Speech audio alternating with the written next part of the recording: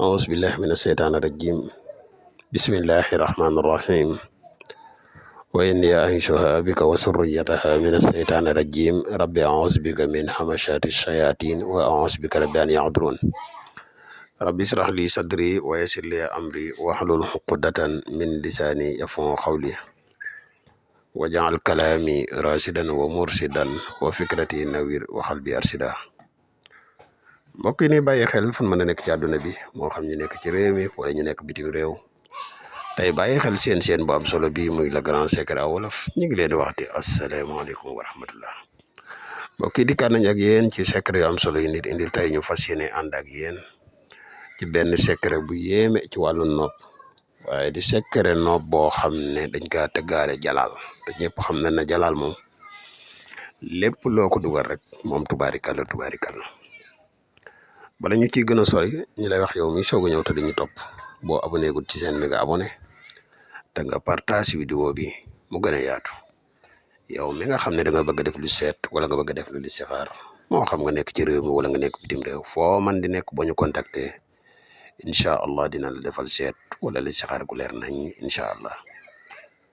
mbokk yi nga xam ne dañuy bëgg ci garab yi kàttan yi muy garab yi mos xam yi disponible na képp ku si tawal rek mën nga ñu contacter. incha allah foo man di nekk danga ci jot ci lu gaaw mbokk yi secret ngi nii jëm ci wàllu noob doy waar sax muy ahamu wa alxaytu alayka saxakun mahabbatan alaxun yazun minni nii nga gisee ñu binde ko rek noonu nga koy binde bala ma ciy gën a sori la wax yow mi nga xam ne da ngay def noob boo gis isin ko ci lu dul sa soxna moytu ko conséquences yi si nekk bari na lool dina waral gàtt fan dina waral bopp buy mett feebar bopp dina waral ak tëje nopp képp ku koy def na nga ko def sa soxna da nga am soxna ngeen am jafe-jafe lu bari nga bëgg mu deñ nga def ko ñaar ñuy bëggante ngir takkante nga def ko waaye lu dul lii képp ku ko daan def maa ngi lay digal nga moytu ko mbokk yi nopp gi nii nga ko gisee nii nga koy bind ahamun wa alxaytu alayka saxakun maa bati comme nii def sa tur comme nee nga ko gis ne fulaan bintu fulaanatu boo bindee lii ba pare nga jël kayit wi nga wut